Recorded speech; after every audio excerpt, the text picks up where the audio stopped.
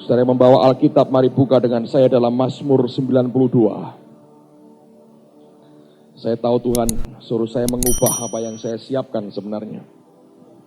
Mazmur 92. Perhatikan pada ayat yang ke-11 sampai dengan ayat yang ke-16 dari Mazmur 92. Mazmur 92 ayat yang ke-11. Tetapi kau tinggikan tandukku seperti tanduk banteng. Aku dituangi dengan minyak baru. Mataku memandangi seteruku. Telingaku mendengar perihal orang-orang jahat yang bangkit melawan aku. Orang benar akan bertunas seperti pohon korma. Akan tumbuh subur seperti pohon aras di Libanon. Mereka yang ditanam di bait Tuhan akan bertunas di pelataran Allah kita. Pada masa tua pun mereka masih berbuah menjadi gemuk dan segar. Untuk memberitakan bahwa Tuhan itu benar. Bahwa ia gunung batuku dan tidak ada kecurangan padanya. Saya ingin ajak Anda memperhatikan akan istilah yang dipakai oleh Alkitab. Ketika dia berkata bahwa orang benar akan bertunas seperti pohon korma. Apa artinya sebenarnya, saudara? Pohon korma ditanam di Timur Tengah sampai dengan hari ini dengan suatu cara menanam yang berbeda dengan kalau orang menanam akan pohon-pohon yang lain. Pohon korma ditanam, mereka ambil biji korma, mereka masukkan dalam tanah, dan tidak langsung ditimbun dengan tanah, tapi apa yang mereka buat? Mereka ambil sebuah batu yang cukup besar, dan mereka taruhkan di atas biji korma itu. Baru kemudian mereka tutup dengan tanah. Apa yang diharapkan dari cara menanam seperti itu? Ternyata ketika mereka memperhatikan, ini yang terjadi. Oleh karena ketika saatnya tiba, kehidupan dalam biji itu akan tumbuh. Maka kehidupan itu menjumpai kenyataan bahwa di atasnya ada tumpukan batu yang cukup besar. Yang sukar sekali itu bisa ditembus dengan kekuatan yang biasa. Oleh karena hambatan yang begitu kuat dari batu besar ini, maka mau tidak mau yang akan bisa tumbuh dulu adalah akarnya. Karena bagian yang di bawah tanpa hambatan. Lalu kemudian orang memperhatikan bahwa ketika akarnya mulai tumbuh, makin lama akarnya makin besar, dan makin lama akan makin kuat, dan makin lama akan makin kokoh akar-akarnya. Sampai akhirnya, ketika akarnya itu kuat, apa yang terjadi? Mau tidak mau pertumbuhan ke atas harus terjadi. Pada waktu mereka mulai naik ke atas, maka kekuatan yang ada pada korma itu cukup luar biasa. Sehingga dia bisa menggolekkan atau menggulingkan akan batu besar yang menghalangi di atasnya. Sehingga kalau Alkitab berkata ada pohon korma bertunas, artinya korma ini sudah melewati proses di mana akarnya itu kuat, dan tunasnya itu punya kekuatan untuk menggulingkan batu besar yang ada di atasnya. Pohon-pohon lain ketika mengeluarkan tunasnya, mereka hanya menembus akan tanah yang gembur, dan tanah yang disiangi, dan tanah yang diolah oleh para petani. Tapi korma kalau bertunas, kalau sampai muncul tunasnya, orang tahu dia berhasil mengatasi rintangan batu yang cukup besar yang menekan akan biji itu. Sehingga akhirnya kehidupan ke atas mulai terlihat. Ketika orang gali semuanya, mereka menjumpai akarnya sudah merambat kemana-mana, walaupun tunasnya baru kecil sekali. Dan Alkitab berkata, orang benar akan bertunas seperti pohon korma.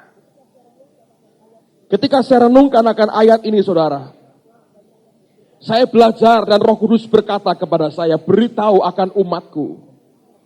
untuk tidak gentar dengan yang namanya kesulitan dan harga yang mereka harus bayar ketika mereka setia kepadaku. Beritahu kepada anak-anakku untuk tidak alergi dengan kata penderitaan, kesulitan, tantangan, tekanan, dan himpitan. Karena semua tekanan dalam kehidupan kita membuat kita seperti pohon korma yang akan mengeluarkan akarnya terlebih dahulu. Ketika akarnya kuat, maka benihnya itu akan luar biasa. Tunasnya akan tumbuh.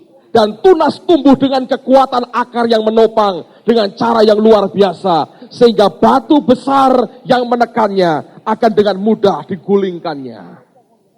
Kalau sampai pohon korma bertunas, dia sudah membuktikan dia punya kekuatan yang luar biasa. Dan dia membuktikan dia layak menjadi sebuah pohon korma. Sebab kelak ketika dia makin besar, yang dihadapi bukan angin yang sepoi-sepoi basah.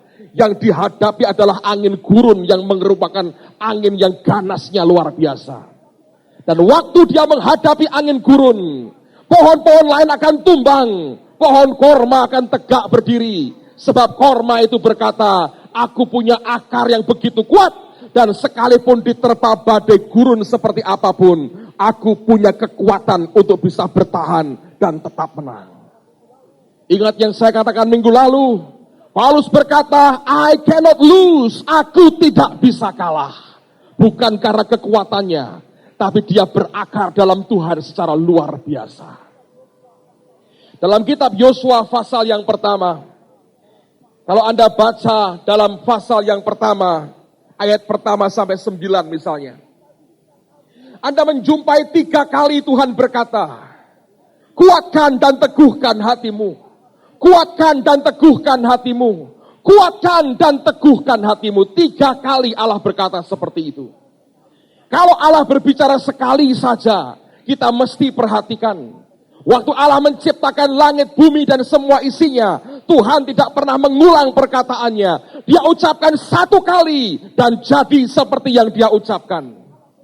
Tapi kalau sampai Allah berkata, diulang sampai 3 kali, berarti orang Kristen harus memperhatikan sungguh-sungguh perkataan Tuhan yang berkata, kuatkan dan teguhkanlah hatimu.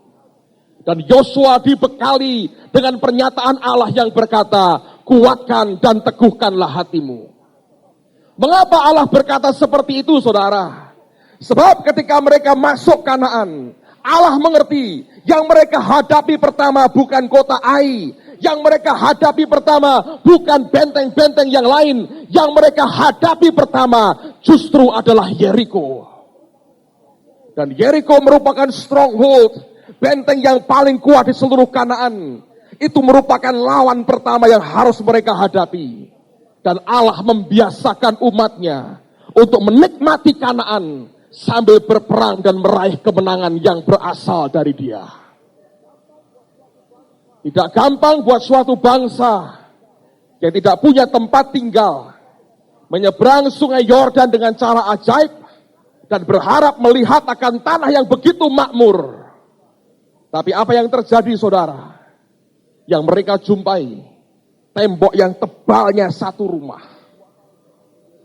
Saya 2 kali pernah ke Yeriko. Saya lihat bekas temboknya. Tembok itu runtuh bukan ke dalam, saudara. Kalau Anda belajar arkeologi, Anda akan mengerti bahwa kalau suatu kota diserang oleh musuh, serangan dari luar itu meruntuhkan tembok sehingga rubuhnya ke dalam. Tapi Yeriko rubuhnya keluar. Dari dalam didesak keluar. Sehingga membuktikan sungguh Allah yang merobohkan tembok itu. Tapi ketika orang Israel masuk ke akan Kanaan, mereka lihat akan tembok begitu besar. Itulah sebabnya Allah berkata, kuatkan dan teguhkan hatimu. Kuatkan dan teguhkan hatimu. Kuatkan dan teguhkan hatimu. Kekristenan harus merupakan sesuatu yang sangat teruji di dalam kehidupan kita. Saya percaya Tuhan mau jadikan kita seperti pohon korma. Satu kali engkau diterpa gurun, badai gurun sehebat apapun, Tuhan berkata, silahkan terpa mereka. Akarnya sudah begitu kuat dan tidak akan mungkin tercabut dari bumi ini. Itulah kekristenan, saudara. Mengajar kita untuk berani menghadapi realita pergumulan apapun. Bukan dengan kekuatan manusia, tapi dengan kekuatan Allah di dalam kita. Saya teringat pada tahun 95. Sampai kapanpun ini pengalaman tidak mungkin saya lupakan dalam hidup saya. Karena sekaligus pengalaman itu dan kemudian disusul pengalaman tahun yang lalu merupakan breakthrough terobosan besar buat gereja ini. Apa yang diimpikan oleh banyak hamba Tuhan, hari ini kita mulai nikmati dan akan makin luar biasa. Justru setelah saya melewati 2 kali Jericho dalam areal yang berbeda. Saya ingat tahun 95, saya ikut KKR dan seminar dari pendeta Benny Hinn yang dibuat di Charlotte, North Carolina di Amerika. Rombongan saya ada Ibu Indri dan beberapa teman dari Jakarta, Surabaya, dan beberapa dari kota kecil di Jawa Timur. Singkat cerita, waktu sampai di sana pada hari yang kedua, saya mendengar Benny Hinn menyampaikan seminar yang indah sekali. Tapi itu kali yang keempat atau yang kelima, saya dengar dia khotbah dalam topik yang sama. Dan saya belajar begini, saudara boleh dengar orang mengkhotbahkan khotbah yang sama, tapi Allah bisa berbicara dalam sesuatu yang sangat berbeda sekali. Hari itu mungkin keempat atau kelima kalinya saya dengar Benny Hinn ngajar tentang urapan double porsi, tentang Elia dan Elisa yang berjalan dari Gilgal terus sampai ke Yordan dibelah. Akhirnya Elisa mendapat rohnya Elia, bahkan 2 kali lipat. Ketika dia mengajar dalam urapan Tuhan yang begitu indah, saya menikmati sekali, saudara. Dan tiba-tiba dia berkata begini, dan kalimat yang satu ini begitu masuk di hati saya. Dan akhirnya saya tahu ada maksud Tuhan di balik semuanya itu. Makanya kalau Anda mendengar firman semacam ini, Anda mesti berdoa, Tuhan, berbicaralah kepada aku secara pribadi. Nanti dia akan bicara secara pribadi, saudara. Benny Hinn berkata begini, pada waktu Anda sampai di Jericho, Anda akan mengalami face to face with the devil. Anda akan mengalami perjumpaan muka dengan setan sendiri. Entah bagaimana perkataan itu begitu kuat masuk di hati saya. Dia berkata pada waktu engkau sampai di Jericho, engkau akan face to face with the devil. Engkau akan tatap muka dengan setan. Seminar itu selesai. Saya sangat diberkati. Hari berikutnya saya terbang kembali ke Los Angeles. Saya janji dengan Pak Adi khotbah pada hari Minggu di sana. Saya tiba hari Sabtu. Dan kemudian hari Minggunya saya khotbah. Dalam kebaktian malam yang terakhir itulah saya sampaikan firman Tuhan. Kemudian kami selesai kira-kira jam 7 malam. Saya diajak makan malam dan kemudian saya kembali ke rumah Pak Adi tempat saya bermalam, saudara. Menjelang jam 9 saya pamit dengan Pak Adi. Saya bilang, Pak Adi, saya mau tidur lebih awal malam ini. Sebab besok saya harus terbang kembali ke Indonesia sendirian lagi. Rombongan lain ke Toronto, saya pulang ke Indonesia. Dan itu bukan merupakan hal yang mudah. Anda terbang lebih dari 24 jam sendirian. Tidak ada orang yang menemani saudara. Dan seringkali pesawat begitu penuh, berhimpit-himpitan, gak bisa bergerak. Sebelah saya orang-orang bule yang gede-gede sampai saya gak bisa bergerak, saudara. Hanya karena mereka gede, saya merasa langsing pada waktu itu. Itu yang membahagiakan cuman itu. Saya bilang, saya langsing, lihat ini orang lebih gede dari saya. Dan Pak Adi bilang, oh ya silahkan kalau mau tidur lebih awal. Saya masuk ke kamar yang Pak Adi sediakan buat saya nginap. Saya tidur di rumah, di kamar anaknya laki. Dan anaknya laki disuruh pindah ke kamar yang lain. Di seberang tempat tidur saya, saudara, itu ada kamar mandi dan WC keluarga itu. Saya tidur. Tapi kira-kira jam 1 pagi, saya terbangun, ingin ke kamar kecil. Dan saya bangun dengan mata masih ngantuk sekali, saya bangun. Dan kemudian saya berdiri, saya buka pintu. Dan tidak saya tutup kembali pintunya. Langsung saya masuk kamar mandi. Begitu saya keluar, saya masih lihat istrinya Pak Adi lagi setrika jam 1 pagi. Model Amerika, nyetrika jam 1 pagi, saudara. Tidak ada pembantu di sana, semua kerjakan sendiri. Saya tidak menyapa karena cukup jauh jaraknya dan saya sudah ngantuk sekali. Ketika saya mau masuk ke kamar itu, saya lihat pintunya terbuka. Saya ingat sendiri, oh saya yang tidak nutup pintu itu. Jadi bukan orang lain yang membuka kamar saya. Tapi waktu saya masuk ke kamar, saya kaget, saudara. Saya merasa ada orang di dalam kamar saya. Langsung pikiran saya berkata, mungkin yang punya kamar, anaknya Pak Adi mau ambil barang, atau dia ngelindur kembali ke kamarnya. Bisa kan, saudara? Saya coba melotot karena kamarnya gelap dan hanya ada lampu tidur kecil di bawah. Saya perhatikan tidak ada orang. Di kolong tempat tidur, nggak ada kolongnya tempat tidurnya. Jadi nggak mungkin ada orang. Setelah saya tahu tidak ada orang, tutup lagi pintunya. Saya lompat ke tempat tidur, hilang tidur, saudara. Tapi sejak itu saya tahu ada pengalaman yang spiritual sekali yang saya alami. Dan saya sadar pada waktu itu pengalaman roh. Sepertinya mimpi, tapi itu sebetulnya bukan mimpi tulen. Benar-benar pengalaman rohani. Apa yang saya alami, saudara. Sepertinya diri saya di situ di kamar yang sama, sedang berdiri dan sedang minum dengan sebuah gelas air putih. Tiba-tiba saya merasa ada orang di belakang saya. Anda kan tahu ya, kalau Anda jalan, ada orang di belakangmu kan rasa sebetulnya. Ini yang sama terjadi, seperti ada orang di belakang saya. Saya refleks, saya berbalik begini. Waktu saya noleh, apa yang saya lihat, saudara? Saya lihat wajah seorang laki-laki, seperti robot begitu kotak. Wajahnya dingin seperti mayat, tapi itu tidak mayat. Matanya nggak ada putihnya. Hijau semua, kayak hijau lumut. Tidak senyum, tidak halo, tidak, saudaraku. Nyengir juga tidak. Nggak kelihatan giginya. Dia hanya diam. Beku sekali wajahnya. Yang aneh, itu orang nggak terlalu tinggi. Lebih tinggian saya dari dia. Yang aneh, wajah laki-laki. Ekspresinya beku dan dingin sekali. Tapi pakai sanggul ibu-ibu di Jawa Tengah. Ada kondinya begitu. Pakai pakaian kebaya. Itu kan lucu. Di Amerika kok ketemu barang kayak begitu. Kalau ketemu Indian, biasa. Tapi yang kayak begitu nggak ada di Amerika. Mana ada orang Amerika pakai kebaya. Kecuali orang Indonesia pas 17-an, saudara, pakai kebaya semua. Waktu saya lihat barang kayak begitu, saudara, saya tahu itu setan. Tapi saya kaget. Air di mulut saya tumpah. Kaget. Belum pernah ketemu orang kayak begitu modelnya. Refleks sekali. Saya nggak bisa nengking teriak, saya tunjuk begini. Dan orang ini mundur. Waktu dia mundur, saya berkata, menang. Saya berkata gitu dalam hati. Saya tunjuk lagi, saya dekati, saudara. Sebab kalau nggak saya dekati, dia dekati saya, saudara. Bisa dekati dia. Dengan setan begitu, jangan mau dikejar, saudara. Kejarlah setan, saudara. Jangan doyak setan. Saya tunjuk, dia mundur lagi.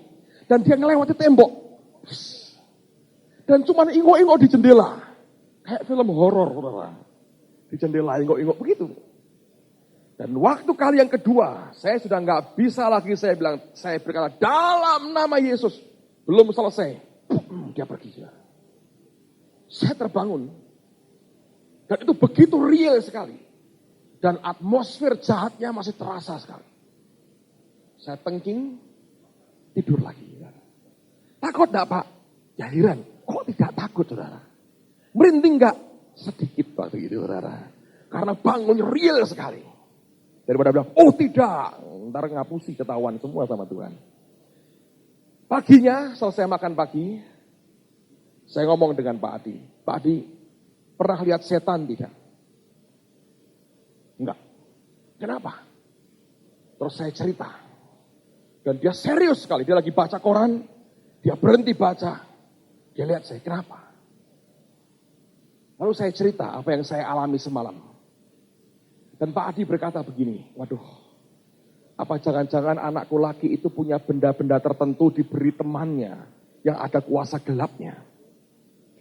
Saya bilang, menurut saya tidak, Pak. Sebab yang saya lihat, saya tahu. Itu stronghold, Jericho.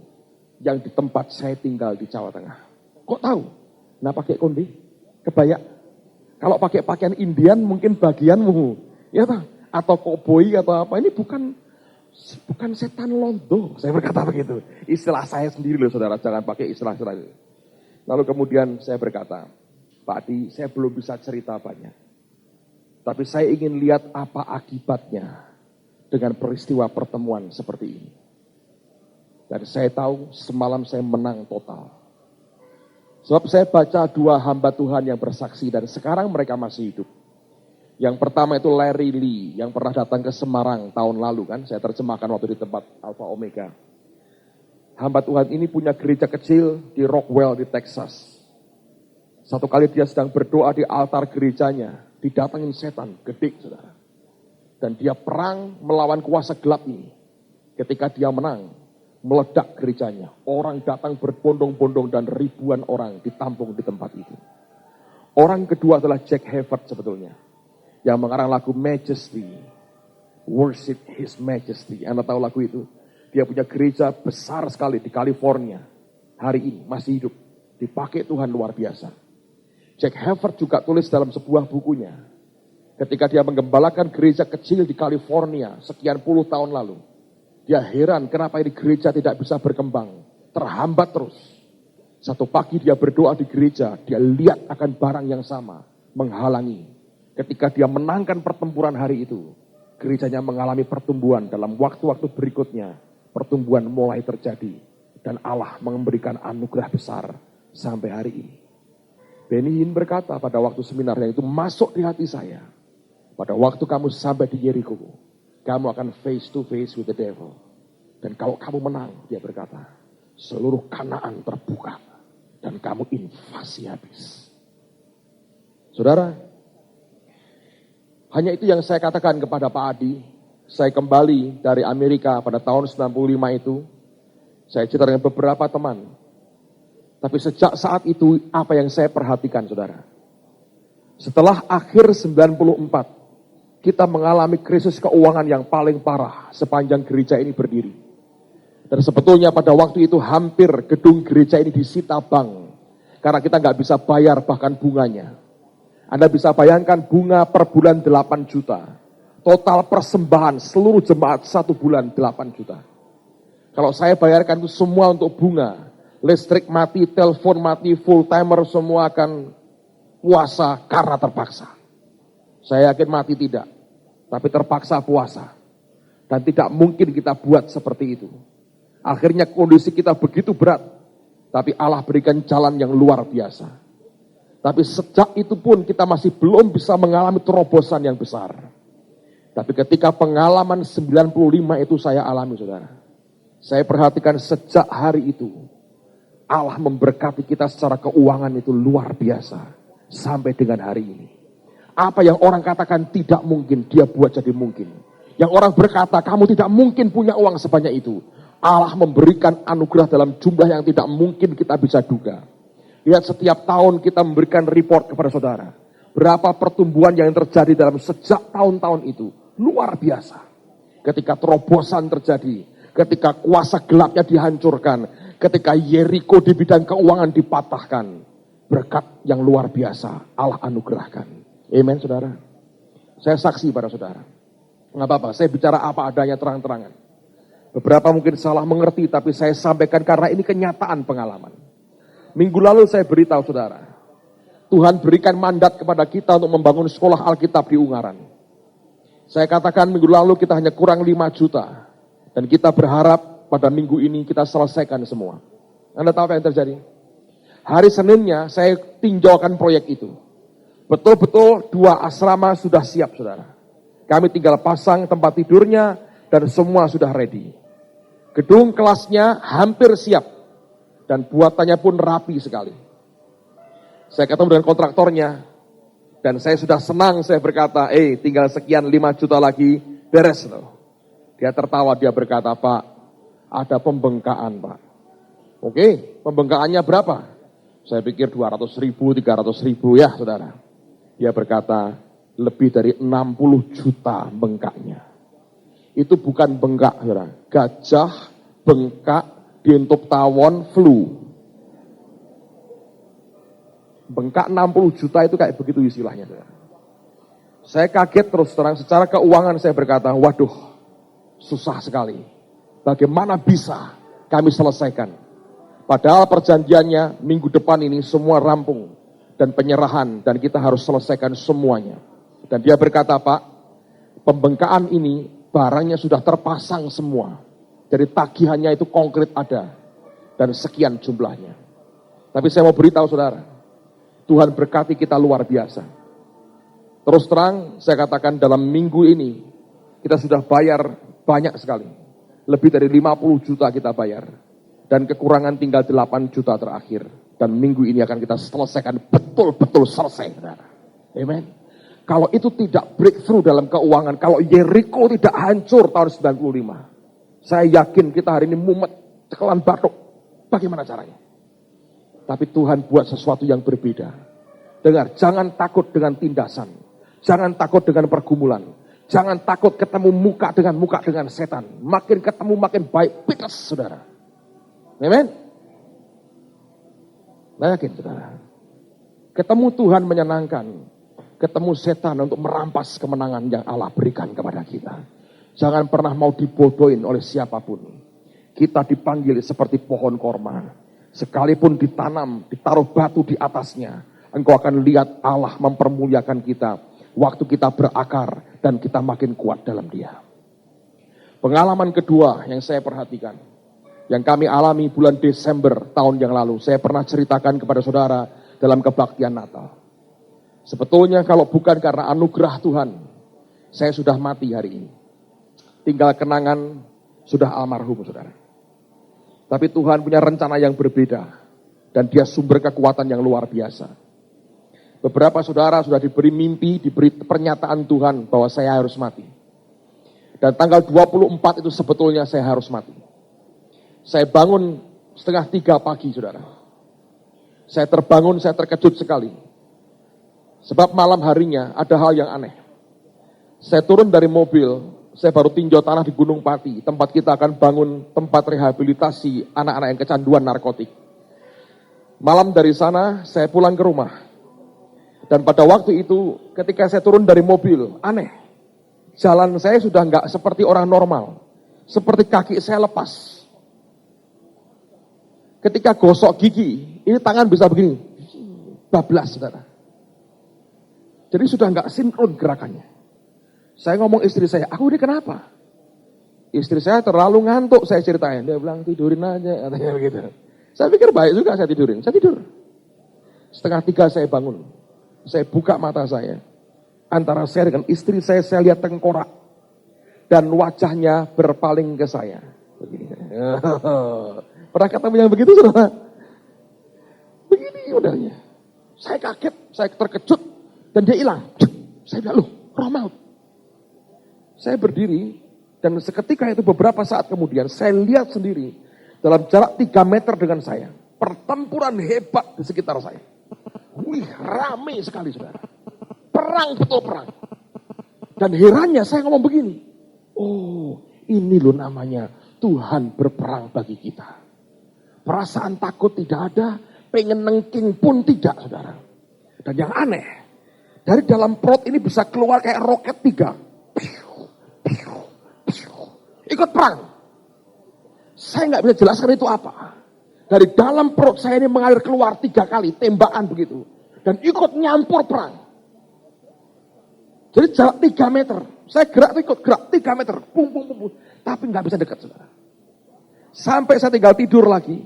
Sejam bangun lagi masih kayak begitu. Rame sekali. Saya bilang waduh Tuhan berperang. Tapi karena di dalam roh tenang sekali, secure sekali. Itu loh namanya damai Tuhan saudara. Saya baru ngerti. Yesus kapalnya mau tenggelam, bisa tidur. Bisa. Kalau normal saudara. Lihat begitu sudah merinding semua. Rambut digerak. Daya digerak. Ya kan saudara. Secara manusia begitu. Dia tengkorak begini. Bergerak semua berdiri. Tapi dalam roh. Damai itu melampaui segala akal. Merinding pun tidak. Rileks sekali. Saya tahu bukan saya. Dan kemudian ketika pagi, saya bangun lagi sekian jam lagi. Sudah hilang. Istri saya bangun, baru saya cerita. Tadi malam, nyaris. Tapi saya tahu Tuhan perang. Luar biasa. Saya ajak dia berdoa di kamar doa kami. Kami sembahyang sama-sama, saudara. Dan waktu itu kami berdoa. Ada sosok besar tinggi masuk di kamar doa kami. Dan kali itu saya tengking dalam nama Tuhan Yesus. Dan ini kekuatannya keluar. Bus, keluar. Saudara tahu apa yang terjadi? Saya perhatikan sejak peristiwa itu. Apa yang hancur? Itu Yeriko kedua yang dihancurkan. Dan saya mengerti itu adalah jiwa-jiwa. Amen, saudara. Sejak itu lihat kita mengalami breakthrough dalam jiwa-jiwa. Kalau Tuhan izinkan sampai dengan akhir bulan ini, kita akan sudah baptis dalam tahun ini 150 jiwa paling tidak. Dalam 3 bulan 150 jiwa. Kalau itu bukan Tuhan siapa, saudara? Engkau yang mengerti, saudara, yang tahu dari awal kita bergereja di tempat ini, saudara lihat dalam hari-hari ini. Allah memberkati kita dengan jiwa-jiwa. Kami masuk sekolah-sekolah, selalu di atas 90% yang maju ke depan, memberikan hidupnya kepada Tuhan. Saya gak pernah khotbah lama, 15 menit, dan sudah breakthrough, hancur semua kekuatan setan. Saya berkata, siapa mau terima Tuhan, itu orang maju ke depan, dan hidup mereka dijamah oleh Allah luar biasa. Digoda, diganggu, dikacau seperti apapun, tidak pernah bisa mempan lagi, karena Yeriko sudah diruntuhkan. Amen, saudara. Saya baru pulang dari Paraan hari Jumat kemarin dengan beberapa teman. Lelah sekali sebetulnya karena Kamis 2 kapal diberkati di gereja ini. Kemudian saya pulang, istirahat sebentar, berangkat lagi ke Paraan.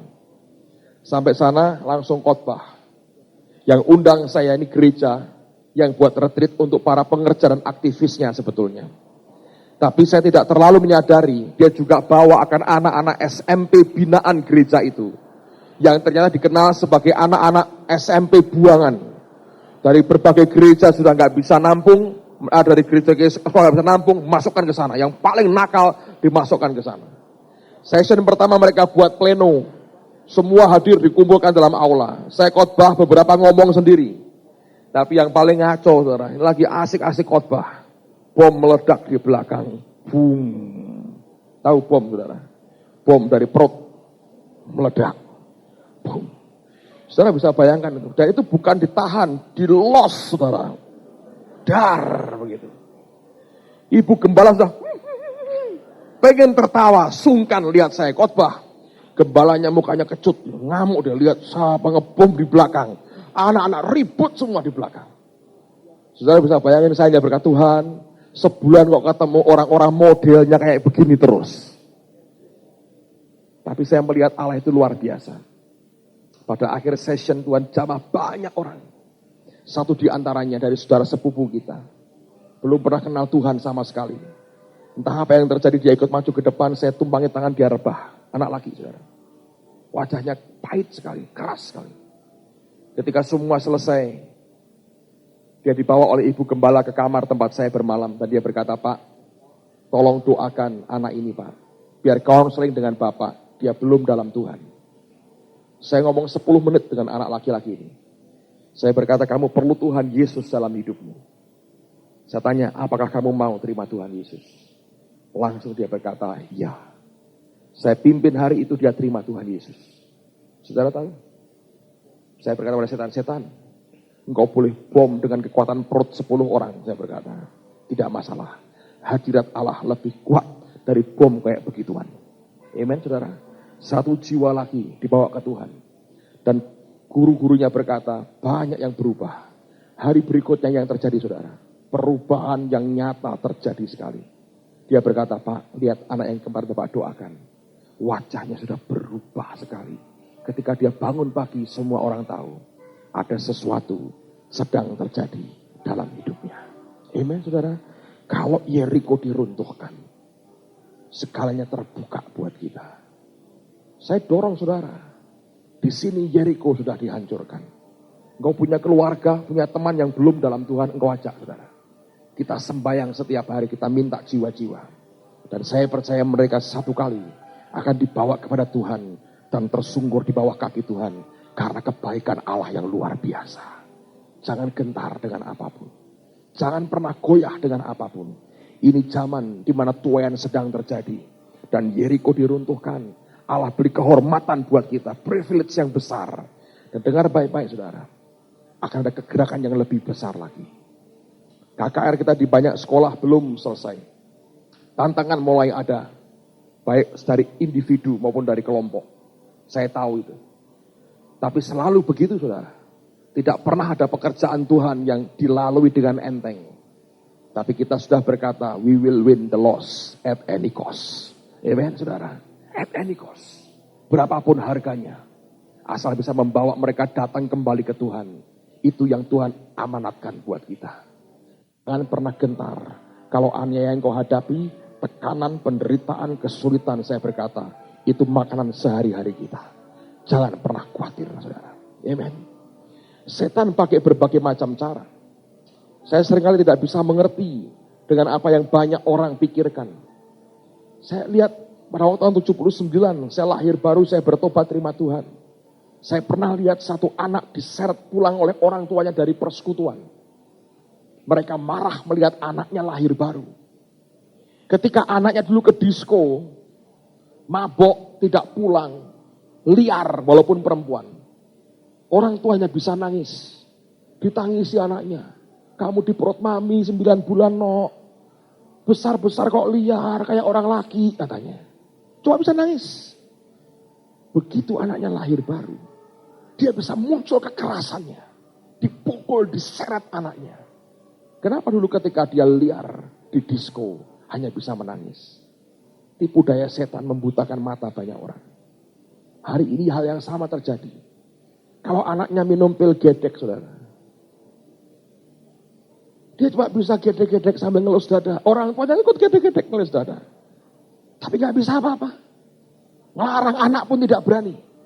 Di Jakarta orang tua sediakan pil buat anaknya. Ya papa yang cariin, mama yang cariin, kamu di rumah aja. Kiri gedeklah di rumah. Orang tua ikut gedek sekalian saudara.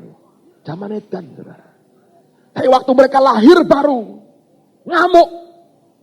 Nggak masuk akal kan? Heran. Buat mereka, gedek nyuntik saudara, lebih tidak berbahaya dibandingkan nyembah Tuhan Yesus. Spirit apa yang di belakang semua itu? Peperangan kita bukan melawan darah dan daging, tapi penguasa di udara yang tidak suka melihat orang lahir baru dan diubah radikal hidupnya untuk kemuliaan nama Tuhan. Jangan kompromi dengan dunia. Waktu kita tinggal sedikit, Yesus akan datang kedua kali. Win the loss at any cost. Menangkan yang terhilang, apapun harganya, berapapun yang kita mesti bayar. Lakukan saudara. Saya tahu ini kegerakan Tuhan. Tidak ada satu orang pun bisa menghalangi kita. Tidak ada satu orang pun. Semua yang coba menghalangi akan digulung dengan gelombang Tuhan ini. Sebab dia punya kepentingan melihat jiwa-jiwa diselamatkan. Siapa yang berkata ini pekerjaan manusia, saudara? Ini mutlak pekerjaan Tuhan. Dan saya yakin tidak ada satu orang pun bisa bertahan dengan apa yang dia buat. Gerakannya akan begitu besar, menghabisi semua rintangan yang ada. Dan harus dibuat Tuhan sebelum Yesus datang yang kedua kali. Amen, saudaraku. Ini zamannya. Jangan khawatir dengan badai. Engkau sedang disiapkan Tuhan. Sekalipun hari ini seperti batu di atas kita, tidak masalah. Kau katakan setan, engkau boleh tekan aku dengan batu seberat apapun. Di atas kau tekan aku akan tumbuh, akarku akan makin kuat. Dan seperti Paulus berkata, I cannot lose. Aku tidak bisa dikalahkan. I cannot lose. Saya percaya, kita hidup pada akhir dari segala sesuatunya. Semua hal yang paling besar sedang disiapkan Tuhan hari-hari ini. Apa yang dibutuhkan gereja, dia backup habis-habisan. Selama kita setia dan kita taat kepadanya. Tidak ada yang perlu kita gentarkan, saudara. Sebab Dia yang menciptakan langit, bumi, dan segala isinya. Dia yang bersama dengan kita. Jangan khawatir, jangan takut dengan penderitaan. Kita seperti pohon korma. Saya akan ulang bacakan dari Mazmur 92 ini. Dan kita akan baca bersama-sama rangkaian ayat dari ayat 11 sampai dengan ayat yang ke-16. Mari kita berdiri bersama-sama, saudara.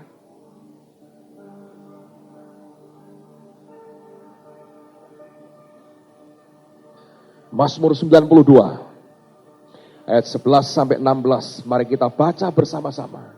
Karena ini janji Tuhan buat semua kita. 2, 3. Tetapi kau tinggikan tandukku seperti tanduk banteng. Aku dituangi dengan minyak baru. Mataku memandangi seteruku. Telingaku mendengar perihal orang-orang jahat yang bangkit melawan aku. Orang benar akan bertunas seperti pohon korma. Akan tumbuh subur seperti pohon aras di Libanon. Mereka yang ditanam di bait Tuhan akan bertunas di pelataran Allah kita. Pada masa tua pun mereka masih berbuah, menjadi gemuk dan segar, untuk memberitakan bahwa Tuhan itu benar, bahwa Ia gunung batuku dan tidak ada kecurangan padanya. Semua Dia berikan untuk memberitakan, beritakan bahwa Tuhan itu benar dan tidak ada kecurangan padanya. Tutup Alkitab, saudara. Angkat tanganmu di hadapan Dia.